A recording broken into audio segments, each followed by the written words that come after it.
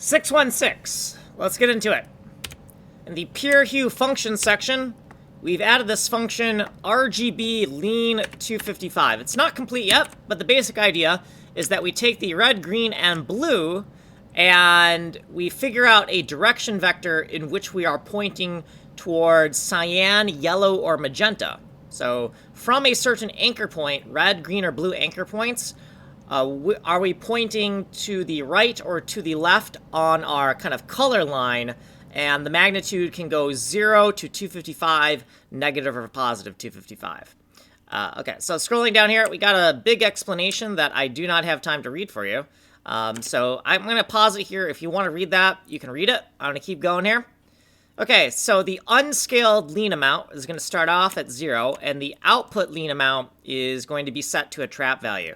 So if the red is the greatest value, then our direction vector is green minus blue. So yes, this will go in a negative direction if the blue is the greatest amount, right? We'll go to the left. Okay, if green is the greatest amount, then this is our direction vector. And if blue is the greatest amount, then this is our direction vector. And we're not done yet, because we still have to multiply the magnitude we're getting here by a scalar that we're going to calculate in the next video.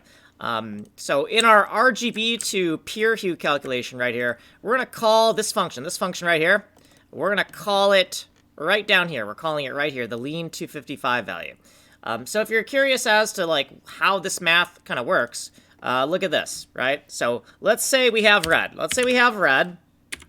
And the two minimum values are 0. Well, then we're at a red fence post. We're not leaning in any direction, right? Now, if we put green at 255, we're leaning 255 forward, right? And if blue is 255, now we're leaning 255 backwards towards magenta, right? So the two minimum channel values create a direction vector, either forward or backwards on our color line, and then the highest value is our anchor value. So we have an anchor value, and then we point either forward or backwards to a different secondary color. That's how that works.